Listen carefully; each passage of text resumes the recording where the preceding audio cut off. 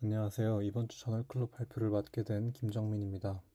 제가 오늘 여러분들께 소개해드릴 논문은 올해 3월에 Nature Communications에 게재된 논문으로 제목은 Modular Design Engineered Bacteria for Precision Tumor Immunotherapy via Spatiotemporal Manipulation by Magnetic Field입니다. 자기장을 통해 박테리아를 시간 공간적으로 조정하여 정밀한 면역 항암적 효과를 낼 수 있도록 설계하였다는 내용입니다. 박테리아를 이용하여 항암 효과를 가진다는 내용이 다소 생소할 수 있는데 이를 이해하기 위해서는 먼저 종양의 특성에 대하여 이해할 필요가 있습니다. 세포가 특정 돌연변이의 축적으로 인해 세포 주기가 통제되지 않은 채로 증식하는 것을 종양이라고 하는데 이 중 지나치게 빠른 성장, 전이 등의 특성을 갖는 종양을 악성종양, 즉 암으로 분류합니다. 악성종양은 정상 세포와는 구별되는 특징을 가지며 주변의 특이적 조건의 미세 환경을 조성하는데 이를 종양 미세 환경이라고 합니다. 대표적인 종양 미세 환경의 특징으로는 종양의 과도한 성장, 대사작용으로 인한 저산소 환경이 있습니다. 또 다른 미세 환경 특징으로는 면역 관문이 있습니다. 종양세포는 특정 표면 단백질 발현을 통해 자신을 공격하는 면역세포를 멈추고 불활성화합니다. 이러한 특징들은 암세포의 성장을 촉진하고 생존을 돕는 기능을 합니다. 하지만 몇몇 세균들에 의해 종양 미세 환경은 오히려 암세포에게 불리한 조건이 되기도 합니다. 절대 혐기성, 조건 혐기성 미생물들은 종양 미세 환경에 키모카인을 감지하여 이동하고 종양 내 저산소 환경에 콜로니를 생성할 수 있습니다. 또한 암세포의 면역 관문 유도는 종양 내 균 증식을 더욱 촉진합니다. 증식하는 균들은 종양세포와 영양 경쟁을 하게 되고 숙주의 면역세포의 활성을 증가시키는 등 종양의 성장을 억제하는 효과를 가집니다. 이러한 특징을 이용하여 초기에는 세균의 내재된 특징을 이용한 항암 효과들이 보고되었습니다. 이후에는 이러한 특징을 이용하되 유전자 조작을 통해 더 안전하고 암 조직의 특이적인 공격이 가능하도록 디자인된 세균의 향상된 항암 기능이 보고되었습니다. 이러한 세균들은 암세포를 감지하며 암세포에 대한 공격을 조종할 수 있다는 점에서 피규어 A와 같이 작은 로봇에 비유되고 있습니다.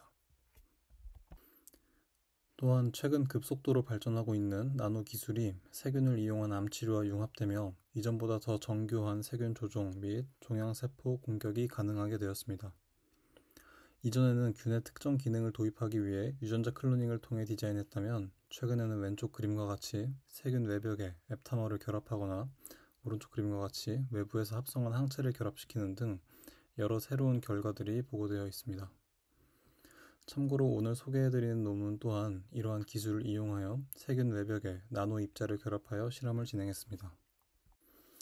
추가로 생체 내 균의 유전자 발현을 외부에서 정확히 조절하기 위해 단순히 유도 인자 주입을 통한 발현이 아닌 다른 여러 수단이 개발되어 왔습니다.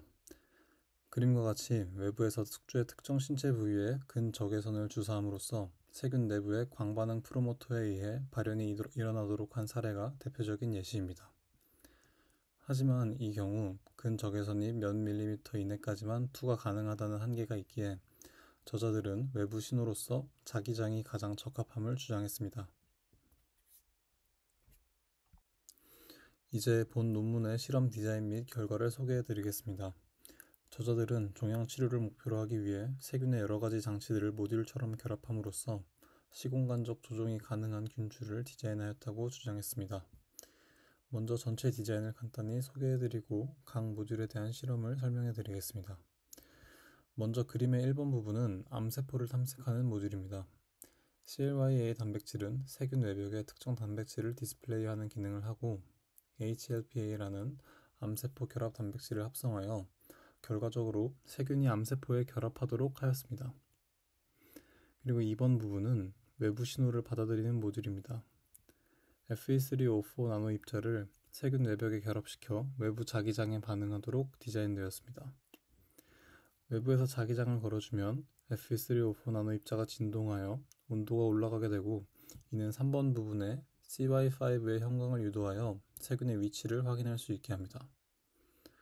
또한 온도 상승은 세균 내부의 온도 반응 프로모터에서의 유전자 발현을 유도하여 4번 부분에 세균을 용해시키는 단백질을 생산합니다. 용해된 세균은 외부로 여러 물질을 방출하게 되는데 이때 5번 부분의 세포 내에 축적되어 있던 암세포 공격 단백질이 방출되면서 암세포의 성장을 저해하게 됩니다. 이제 이러한 디자인을 위해 저자들이 진행한 모듈 제작 단계들을 하나씩 살펴보겠습니다. 피규어 B를 보면 가장 먼저 저자들은 세포 외벽에 HLPA 단백질을 디스플레이하여 세균의 대장암 세포 결합을 유도했습니다. HLPA 단백질은 대장암이 특이적으로 발현하는 HSPG라는 단백질에 결합하는 특성이 있습니다. 이때 디스플레이 단백질로는 IMP와 HLPA 두 가지를 시험해봤고 세균의 위치 확인을 위해 EGFP 형광 단백질을 함께 발현시켰습니다. 피규어 D에서 볼 수 있듯이 연두색 그래프 IMP보다 주황색 그래프 HLPA 단백질을 사용하였을 때 더 많은 세균이 암세포의 결합함을 확인했고 이후의 실험 진행은 HLPA 단백질을 사용했습니다.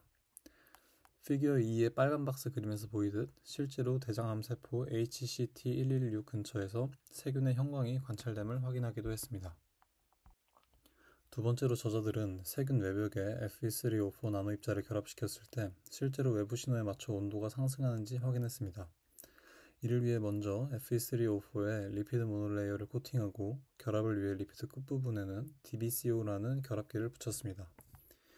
이후에 세균 외벽의 다당류 끝에 N3 아자이드 그룹을 합성하였고 클릭 반응을 통해서 DBCO 그룹과 아자이드 그룹의 결합을 유도했습니다.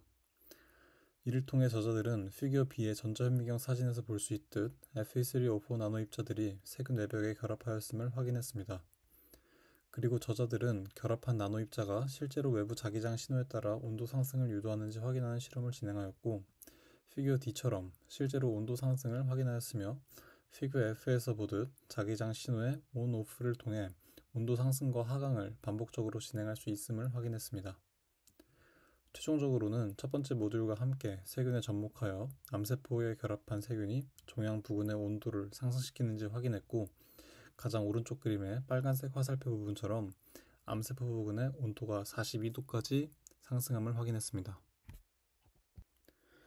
세 번째로 저자들은 세균의 위치 및 온도 변화를 확인할 수 있도록 형광 물질을 추가한 Fe3O4 나노 입자를 세균에 부착했습니다.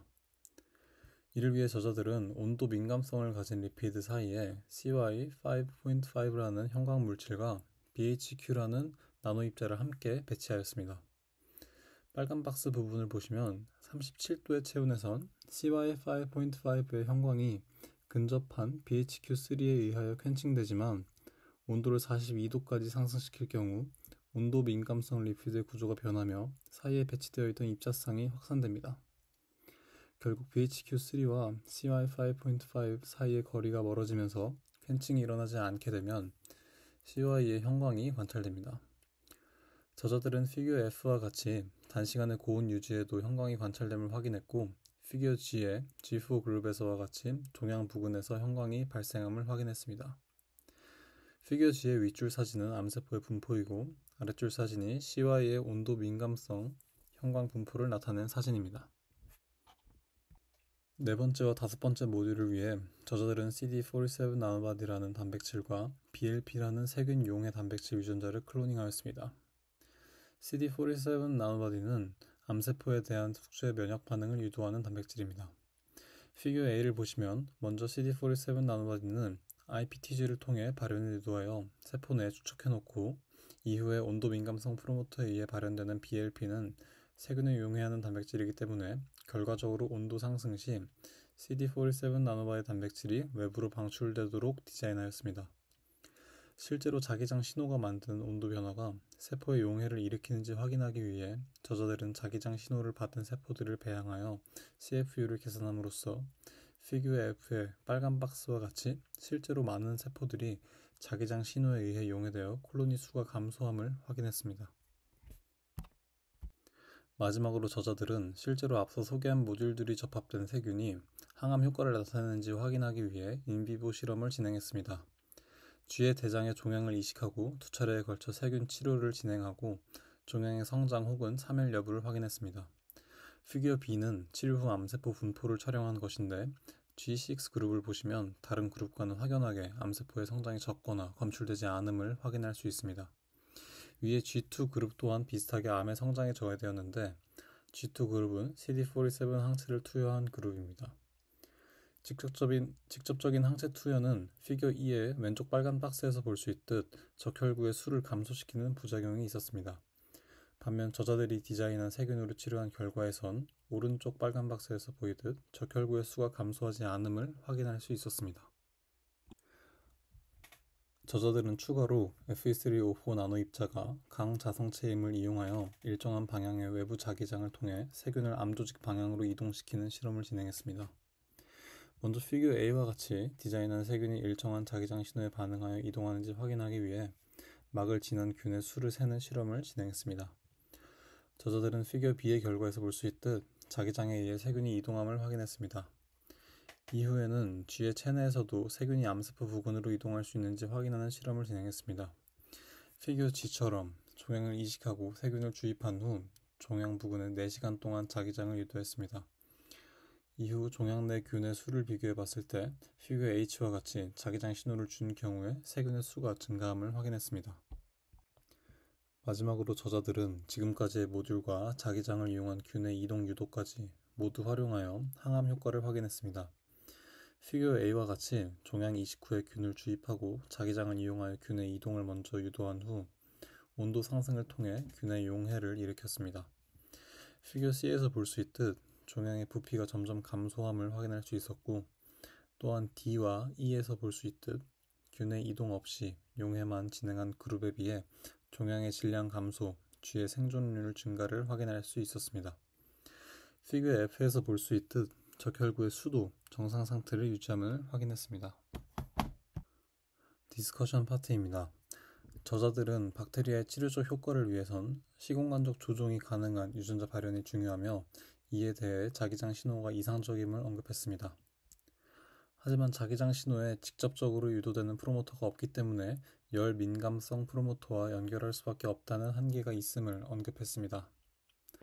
하지만 이러한 신호 체계는 HSP와 같이 열 감지 프로모터를 가진 진핵 생물의 경우 활용 방안이 무궁무진하며 자기장 신호의 활용은 카티셀과의 접목 가능성을 언급했습니다. 마지막으로 BL21-DE3 균주뿐만 아니라 니슬 1917이나 병원성이 약화된 살모넬라와 같은 균주에도 적용하거나 CD47 나노바디가 아닌 PDL1, CTLA4 등을 타겟으로 할 경우 효과가 더욱 향상될 수도 있음을 언급했습니다.